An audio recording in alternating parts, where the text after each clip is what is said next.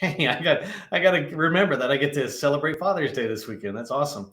Okay, hi, I'm Neil McDonnell. I'm the president of the GovCon Chamber of Commerce. Welcome to my daily LinkedIn Live, where I discuss process and procedures on how you can achieve success in the federal market.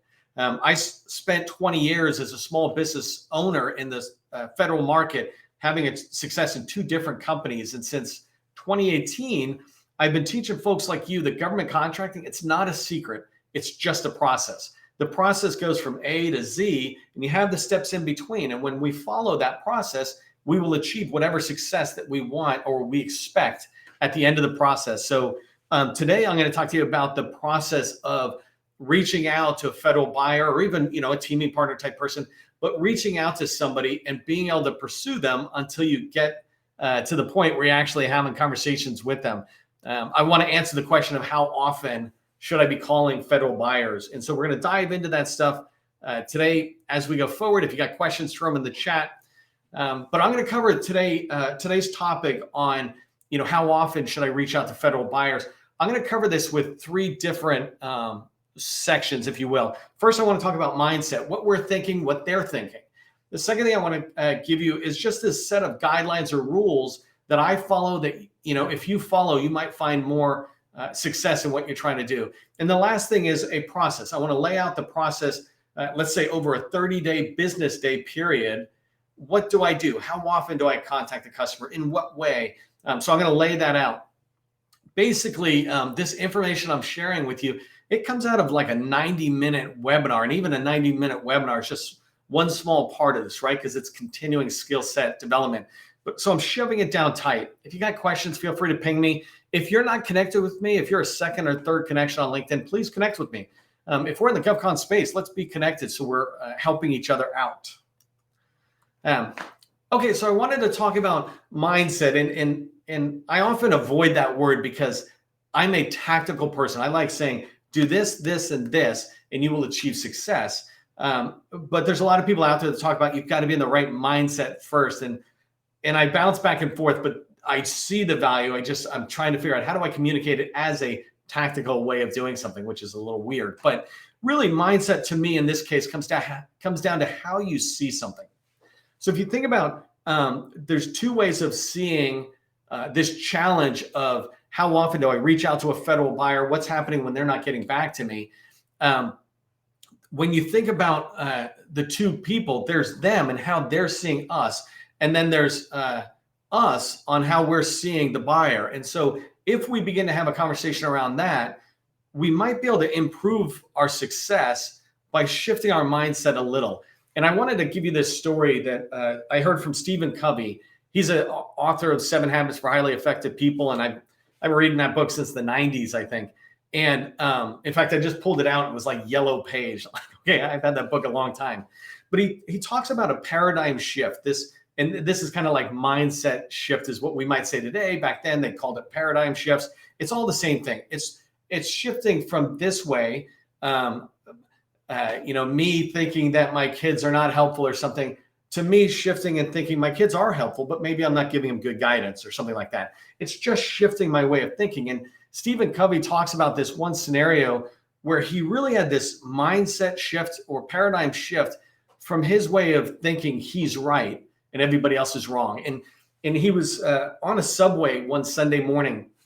He was, heading off somewhere, and they pull up to a stop in New York. And on this train gets a couple of kids, and it looks like a dad getting on with them. And the dad just comes in and sits down in the seat, and he lays back, and he's just got his arms crossed on his upper belly, just leaning back.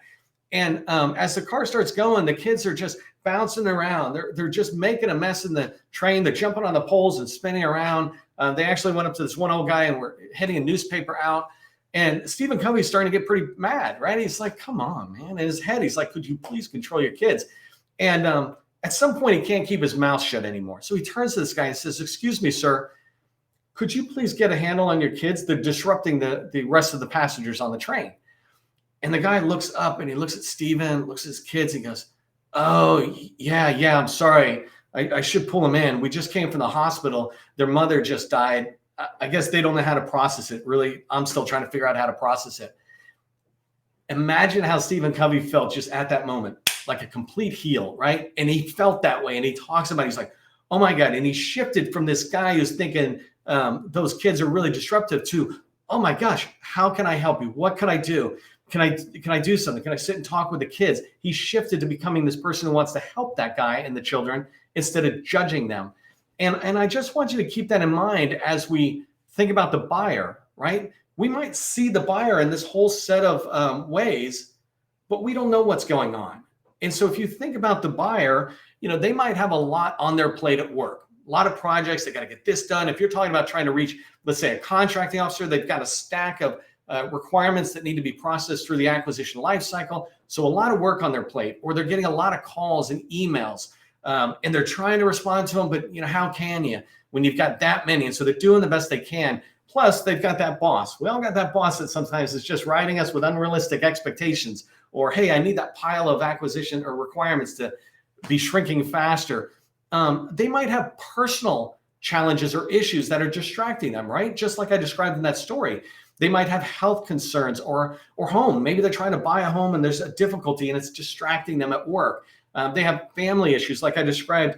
Maybe with my kids, I had my kids a few months back were sick. Well, it makes me less productive here when I'm worried about their health and what can I do to make them feel better.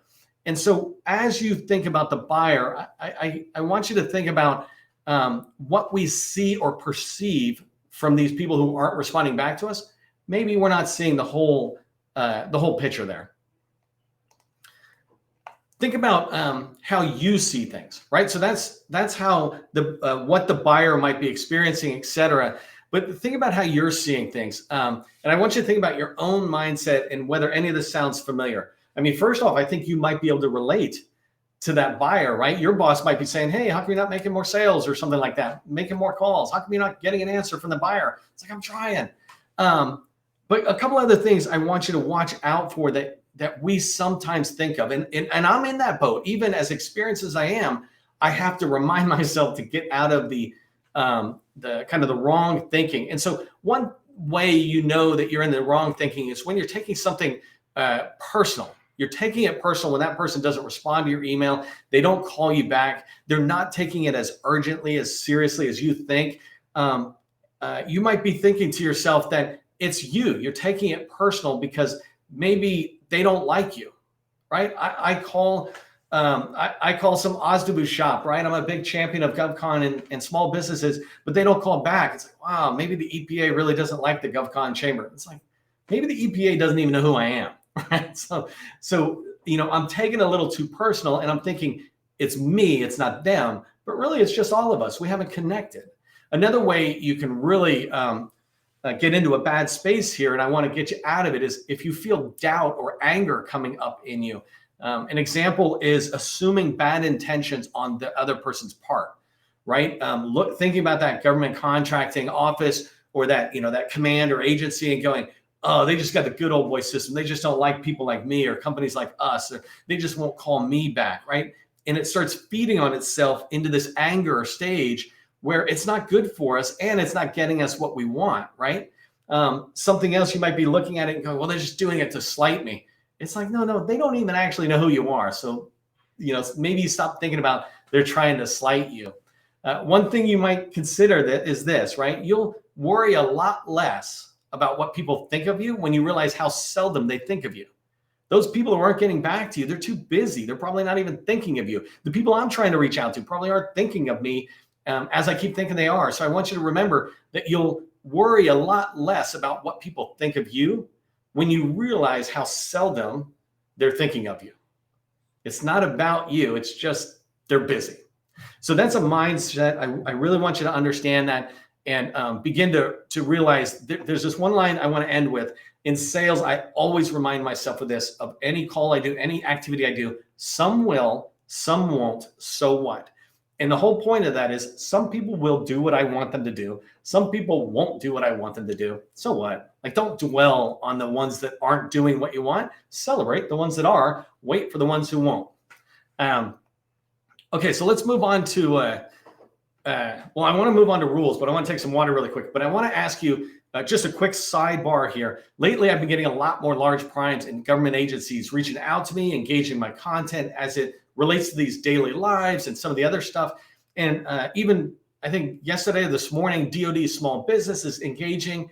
These are people that you want to reaching out to me or getting engaged in LinkedIn on this stuff. And so what I want you to do is become visible to them. I notice a bunch of you are doing this already, but can you put in your company name and 2 or 3 words to describe your core competency into the chat? Just company name and 2 or 3 words. Don't make it hard for them to have to read it. Let them go cybersecurity or office furniture, something like that, right? And you do that and help them find you. And I'm going to take a drink of water really quick.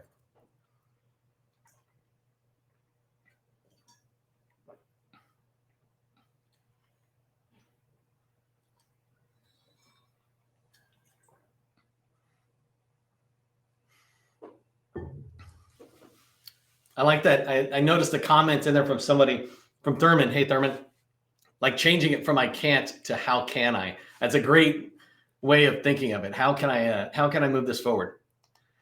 Okay, so let's get into some guidelines that I want you to keep in mind when you're reaching out, right? The whole purpose of today's training is how do you get these federal buyers to respond back to you? How often should you call them? Well, before I get into the process step of today's tip, I want to give you some guidance on what to pay attention to. So I got like 7 or 8 of them. But the first one is be patient, right? As you're waiting for people to get back to you, just be patient and give them time to get done whatever's going on and be able to get back to you. So if you're patient, you'll find success. Be persistent though, right? And I'm going to talk to you about how to be persistent. Excuse me. But be persistent in a follow through. Don't follow up every few weeks or every month or so. Persistence means on a much more frequent basis until they get back to you or until they say no, don't call me, which is fine, right? So patient, be persistent, be professional. As you're writing stuff and you're reaching out to them, always remember to be professional. These are not your buddies, right? You can drop some of the casual terms like, hey man, and if you make sure your emails and your voicemails are professional, every time you're engaging with them, even though they're not getting back to you, they will be thinking of you in that professional way. And they will just be thinking, I haven't got back yet. 2 of my favorites, be kind and be courteous. It's one of the number 1 rules in this house, right? Is be kind and be courteous. Being courteous means thinking of the other person and trying to think about, in this case, the federal buyer, what are they going through? How can you make it easier for them? And I'll talk about some tips in there on how, but then being kind, right? Being kind is just the basics of being polite and nice, right? That instead of just saying, John, hi, John is a teeny bit level up, and you find out your own way. You could say, dear John, that's still the same thing, but be careful of being too crisp. And so that's what I mean by being kind. The second to last one here is be understanding, right? This goes to that whole paradigm shift. If you expect people to be understanding of you, if you expect your boss to be understanding of you, your significant other, if you're a small business owner, if you want them to be understanding of all the hard work you're putting in, then be understanding of the people you're reaching out to. Understand their situation. Go back and remind yourself of those paradigm shifting thoughts that you can run into.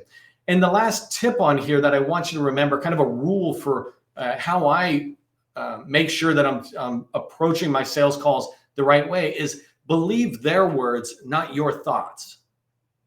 Believe their words, not your thoughts. And so from my perspective, right, I want to believe what they are saying to me. And if I'm reaching out to them and they're not saying anything, then what I believe is that they have nothing to say yet. There's nothing for me to judge, compared to me sliding back into doubt and anger and insecurity. And I start creating these thoughts of worst case scenarios or whatever. Well, ignore those thoughts, because none of them are based on fact. The only fact is that they haven't responded yet. That's fine. My job is to help them get to that stage where they're going to respond back. So believe their words, not your thoughts. I asked Gus to drop this in, but one of the things that I do to keep myself positive is listen to music. And not just, Lady Gaga, which fires me up when I'm trying to prepare all the content, but there's certain songs I just play over and over again that I love how they work on my attitude to always keep it up. And so one is this song called Accentuate the Positive, Eliminate the Negative. It's a great song. I love it. And it reminds me every time I'm listening to it, partly because I sing along with it. And it's hard for me not to sit there and remind myself that I'm accentuating the positive. I'm focusing on the positive, the good, everything that's great. And I'm eliminating the negative, any negative thoughts I have, any doubts I have about whether they like me or not, whether they like my company or not. I'm eliminating those. When I listen to that song, every time I listen to it, it helps me get a little bit closer to accentuating the positive and a little farther away from the negative. I'm eliminating that negative.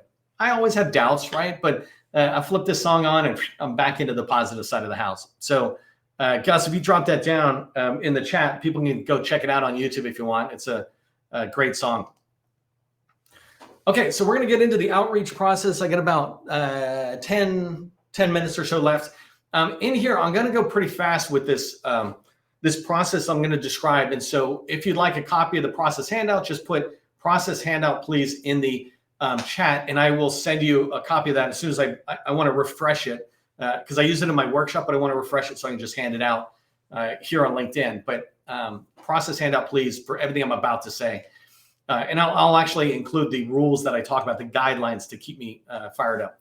So one of the things that I want you to think about right now as we go into the process, today's question is, how often should I reach federal buyers? What's the process for reaching out to them? How frequently, all that kind of stuff. What I want you to think about, you don't have to put this in chat or anything, I want you to think of a number for yourself. What's your expected total lifetime value from this customer?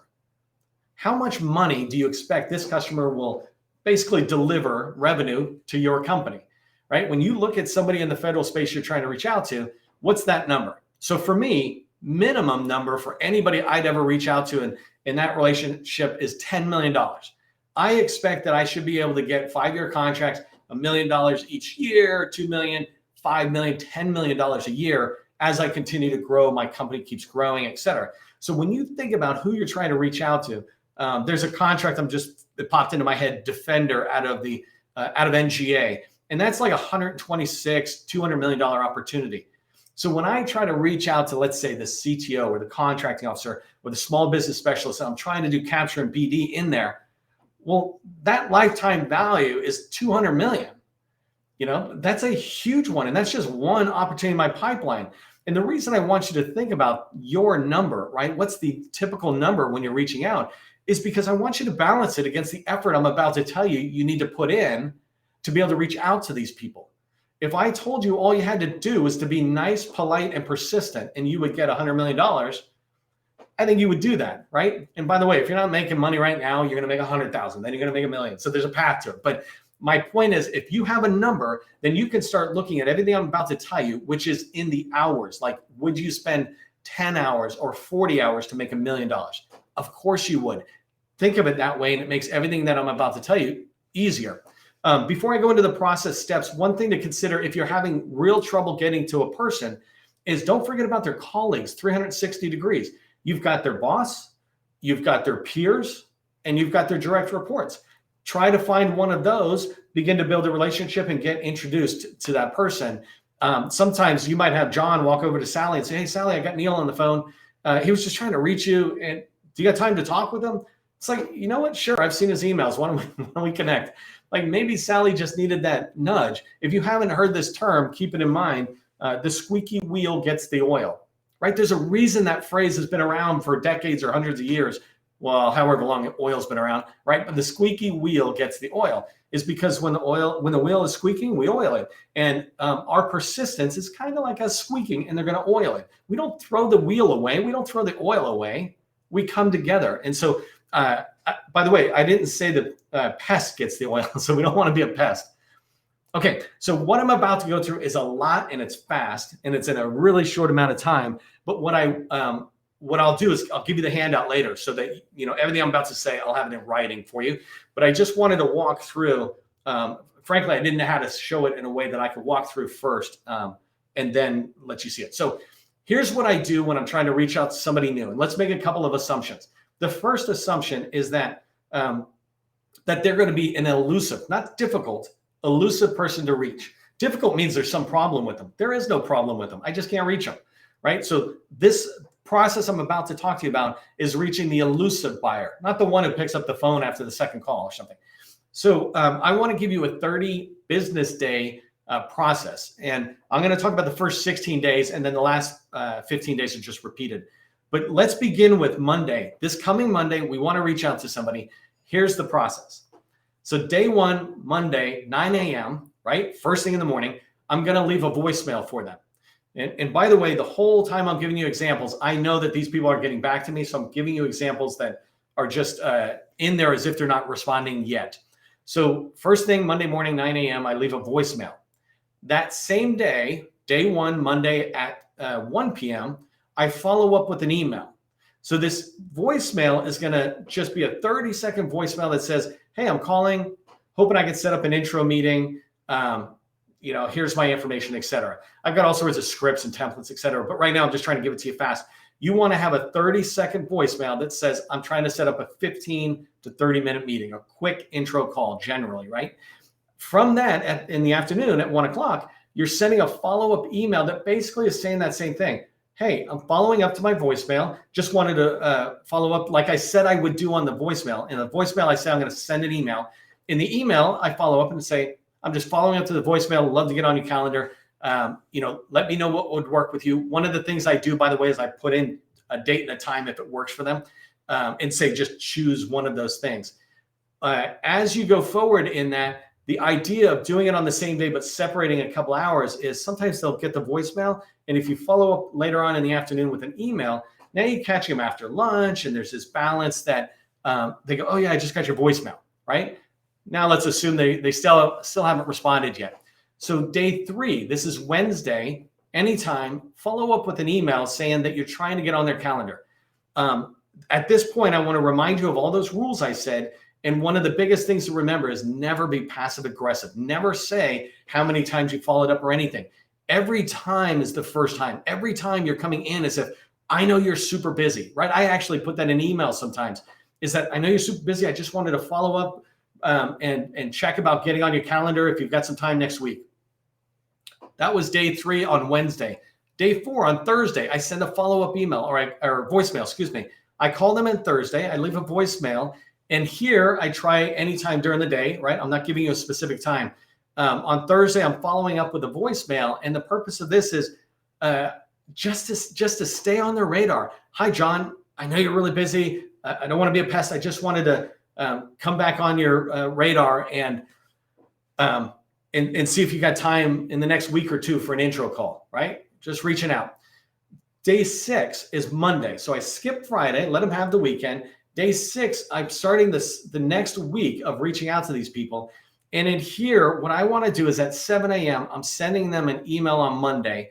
And in that email, I'm saying, hey, I just want to send you an email to raise this top of your inbox. If you like any other contracting, I'm sorry, I know you've been super busy. I can imagine you're super busy. I just wanted to raise this to the top. If you've got time, could we meet? One thing to mention as I go through, never ask for 2 things when you're reaching out for meetings like this or trying to get in to meet a buyer. If you do 2 things, it distracts a person. But if you just keep sticking to that 15, 30-minute intro call, at some point, they're going to go, let me get you on the calendar. So the next one that's Monday at 7 a.m. The reason I say that is you want to try to get into their inbox before a big flood of people who are going to be responding, let's say 9 a.m. and after. A bunch of other people this person might be working with will start responding to emails, group discussions will happen, business meetings, blah, blah, blah. But at 7 a.m., you have this potential of sitting right at the top of their box. That's discipline. There's all sorts of competitors you have who won't do anything until 10 o'clock, or they'll make excuses. Well, they're probably busy on Monday mornings. I'm going to wait till Monday afternoon or even Tuesday. Like, okay, you do that. But first thing Monday morning, I'm going to be at the top of their inbox. I'm going to basically virtually be at their front door saying, hey, you got a minute? Again, kind, courteous, always professional. We're just trying to stay in front of them, never badger them, never be a pest. So that was Monday, day 6, 7 a.m. We go skip a day, and then we go to Wednesday, day 8. And in here, I'm using another email. So I sent an email to get to the top. I'm sending another email saying, I just want to stay on your radar, just checking to see if you got any time later this week. And that goes with Friday, where Friday, I'm going to follow up with another email. So this week I didn't call at all. And what I did is Friday, day 10, I'm leaving an email saying, I'm just checking to see if I can get on your calendar for next week. If you're making up your calendar, if I can check, if there's a slot I can fit in, I can readjust my schedule. And this is what I mean. I don't get mad at them for not giving it to me. I bend over backwards to show them that I'll do anything I can to get a few minutes of your time. I'll reschedule my own calendar to fit your convenience. These things that are just subliminally showing them that you're not demanding, but you are asking, and you're going to be persistent until they say yes and or no, right? If they say no, walk away. Okay, so I didn't realize how fast I was to the time. The rest of it as I go forward, right? I just did Friday. Monday, day 11, you're going to do the same thing. Follow up the voicemail saying, hey, just following up the email I sent Friday, just seeing if you got some time this week on your calendar, if I can slide in early morning, late in the evening, at lunchtime, something like that just is soft that helps them. I go through this process as I move forward, but after this, the idea with people who are difficult to reach, you have got to make sure that you follow up with them twice a week. Don't let anybody tell you more than that or less than that. Twice a week, once in the beginning, once in the end. You can do voicemail, email, whatever it is. Always polite, courteous, kind, and professional. But you want to stay in front of them. If they haven't got back to you, then the answer is not no. And after 24 hours, most times emails just go down to the bottom. After somebody's listened to your voicemail, they're never going to listen to it again. Like, it tends to go out of their mind. So you want to stay there. So after this point, you're always going to be in there. Okay, so I'm going to wrap up there. We talked a lot about how to follow up with buyers, and I want you to let me know how it goes. What are you running into? If there's something I can do to help you specifically, I can then turn it into tips for other people. But if you want the process where I lay all this out and the exact schedule, kind of times and things, go ahead and put process hand up, please, in the chat, and I'll get that to you. I'll get a copy to you. The other thing is, if you found value in this, give it a thumbs up. This is how LinkedIn determines whether it's worthwhile to let other people on LinkedIn know about these daily lives. If you're here, then probably you think that other people would value it as well. So give it a thumbs up for it. We got a lot of topics next week, so join me next week for LinkedIn Live. I want you to remember, government contracting, it's not a secret. It's just a process. Part of that process is having a great weekend. I'll see you next week.